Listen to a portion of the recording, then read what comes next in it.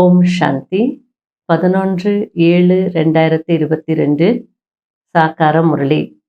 இன்று சிவ பகவான் கூறுகிறார், இனிமையான குழந்தைகளே, சிவ்பாபாவின் நம்பர் 1 ஸ்ரீமத் என்னவென்றால், அதிகாலையில் எழுந்து தந்தையாகிய என்னை நினைவு செய்யுங்கள், அப்போது உங்களுடைய படகு கரை சேர்ந்துவிடும் என்பதாகும்.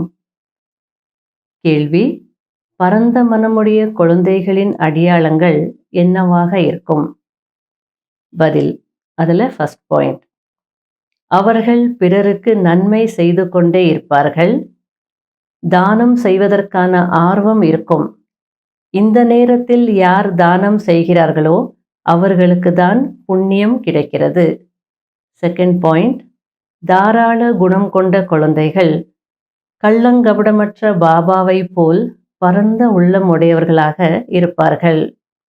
அவர்கள் யஜ்யத்தில் ததீச்சி முனிவரை போல் எலும்புகளை கொடுப்பார்கள். இந்த முரளியில பாபா, நேற்று நான் எவ்வளோ அஞ்ஞானியாக இருந்தேன், ஆனால் இன்று எவ்வளோ நாலெட்ஜ்ஃபுல்லாக இருக்கிறேன், இதெல்லாம் எவ்வளோ வண்டர்ஃபுல்லான விஷயங்கள் என்று இதே போதையில் இருக்கணும் அப்படின்றார். நாம் மிகவும் இனிமையான அதிர்ஷ்டசாலியான குழந்தைகள். ஏன்னா தந்தையிடமிருந்து ஆஸ்தி அடைஞ்சிட்டு இருக்கிறோம். ஆகையில் ஃபுல் டே இதே குஷியில் இதே போதையில் இருக்கணும். குழந்தைகளுக்காக பாபா புதிய வீட்டை உருவாக்கிட்டு இருக்கிறார். ஆகையால் பழைய வீட்டின் மீது வைராகியம் இருக்கணும். பழைய வீட்டிலிருந்து புத்தி யோகத்தை கட் பண்ணணும். இது எல்லையற்ற பழைய வீடு, அது எல்லையற்ற புதிய வீடு. இந்த பழைய கலியுகத்தினுடைய சீச்சி சம்பந்தங்களிலிருந்து விடுபட்டு சத்தியுகத்தின் அழகான மலர் போன்ற சம்பந்தத்திற்கு செல்வதற்கு முயற்சி செய்து கொண்டிருக்கிறீங்க. ஆகையால் முயற்சி கூட நல்ல முறையில் செய்யணும் அப்படின்றார். அரைக்கல்பம் பக்தி மார்க்கத்தில் நேரத்தை வீணாக்குனீங்க. ஆகையில் பாபா சொல்கிறார், இப்போது நேரத்தை வீணாக்காதீங்க. மன்மனாபவ மத்யாஜிபவ, அதாவது நேரத்தை வீணாக்காமல் தந்தையை நினைவு செய்யுங்க, ஆஸ்தியை நினைவு செய்யுங்க. புத்திக்கு வேலை கொடுத்துட்டே இருக்கணும். தந்தையை நினைவு செய்யுங்க, இல்லைன்னா ஆஸ்தியை நினைவு செய்யுங்க. ஜின்னு பூதம் போல் உங்கள் புத்திக்கு வேலை கொடுத்துக்கிட்டே இருங்க. ஜின் பூதம் என்ன சொன்னது? வேலை கொடுக்கலன்னா உன்னையே நான் சாப்பிட்டுடுறேன் அப்படின்னு எஜமானனை பார்த்து சொல்கிறது.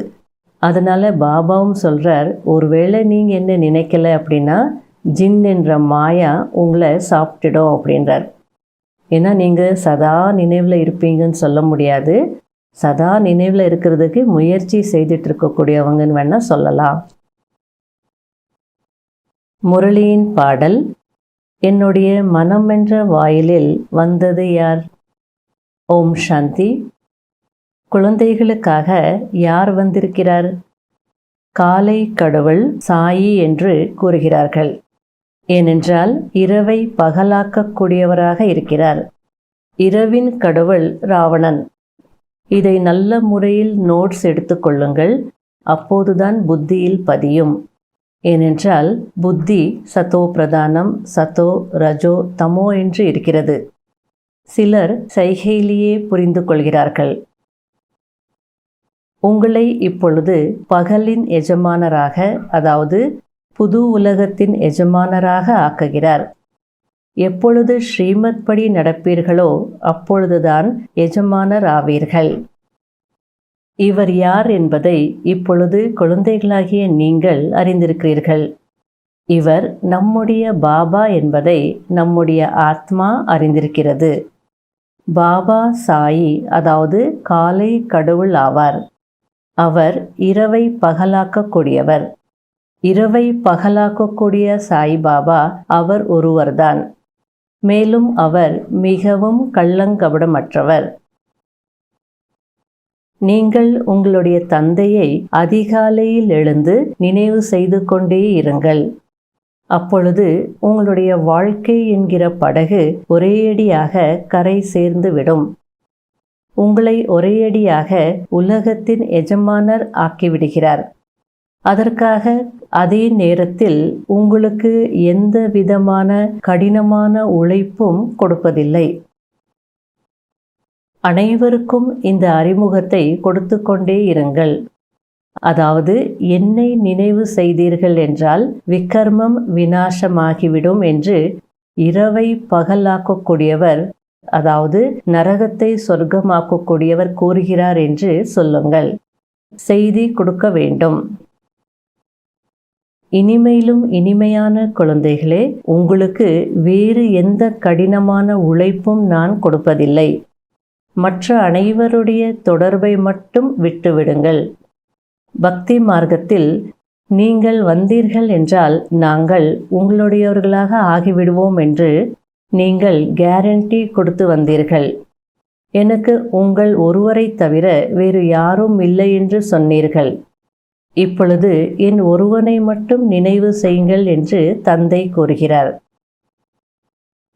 யார் எந்த அளவிற்கு ஸ்ரீமத் படி நடக்கிறார்களோ அதன் அனுசாரம் பதவி கிடைக்கும். அதிகாலையில் எழுந்து கள்ளங்கபடமற்ற பாபாவை நினைவு செய்யுங்கள் என்ற நம்பர் 1 ஸ்ரீமத் கிடைத்திருக்கிறது. நீங்கள் ஆத்மாதானே, ஷரீரத்தை தாரணை செய்து நடிப்பை நடிக்கிறீர்கள் என்று தந்தை கூறுகிறார். நம்முடைய பாபா ஆத்மாக்களாகிய நமக்கு கற்பித்து கொண்டிருக்கிறார் என்பதை இப்பொழுது நீங்கள் அறிந்திருக்கிறீர்கள்.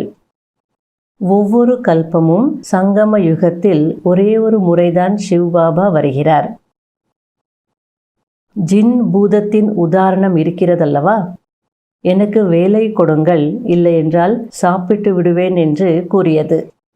ஒருவேளை என்னை நினைவு செய்யவில்லை என்றால் மாயை என்ற ஜின் உங்களை சாப்பிட்டுவிடும் என்று தந்தை கூறுகிறார்.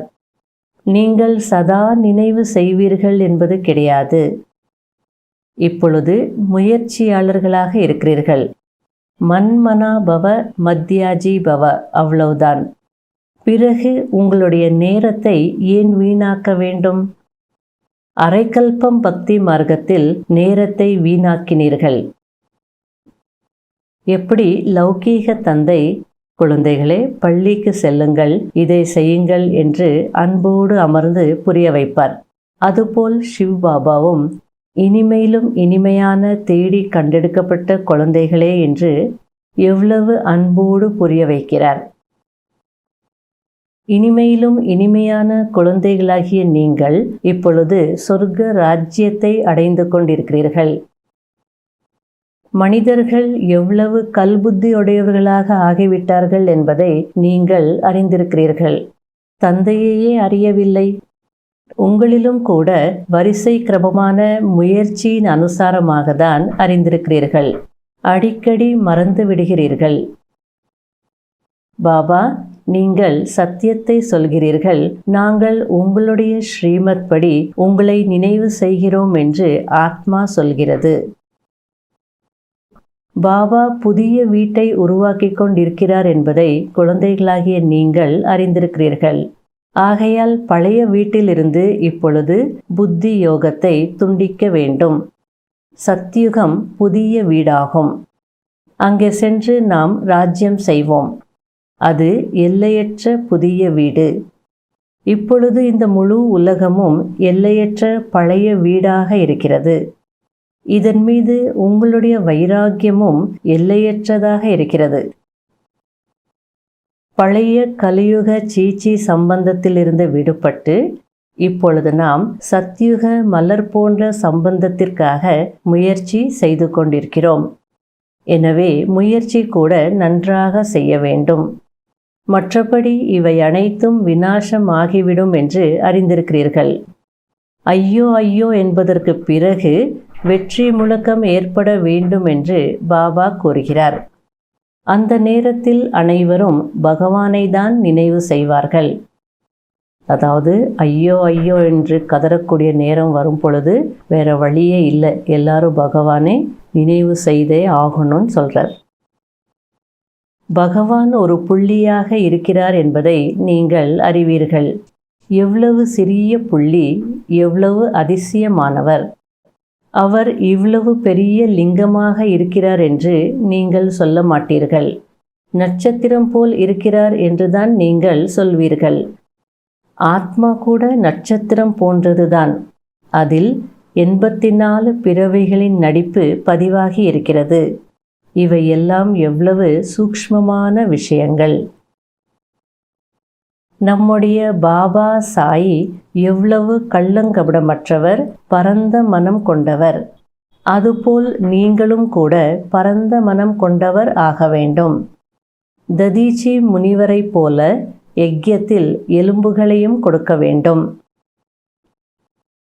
தந்தையிடமிருந்து ஆஸ்தியை அடைந்து கொண்டிருக்கும் நீங்கள்தான் உலகத்திலேயே ஸ்வீட் லக்கியஸ்ட் சில்ட்ரன், அதாவது இனிமையான அதிர்ஷ்டசாலியான குழந்தைகள் என்று தந்தை கூறுகிறார். நல்லது. இனிமையிலும் இனிமையான காணாமல் போய் கண்டெடுக்கப்பட்ட செல்ல குழந்தைகளுக்கு மாத் பிதா பாப் தாதாவின் அன்பு நினைவுகள் மற்றும் காலை வணக்கம். ஆன்மீக குழந்தைகளுக்கு ஆன்மீக தந்தையின் நமஸ்காரம். கடைபிடிக்க வேண்டிய முக்கியமான சாராம்சம். முதல் பாயிண்ட், ஒரு தந்தையிடம் உண்மையிலும் உண்மையான அன்பு வைக்க வேண்டும். கலியுக தூய்மையற்ற சம்பந்தங்களில் இருந்து புத்தியின் தொடர்பை விலக்கிவிட வேண்டும். இந்த பழைய உலகத்தின் மீது எல்லையற்ற வைராகியம் வைக்க வேண்டும்.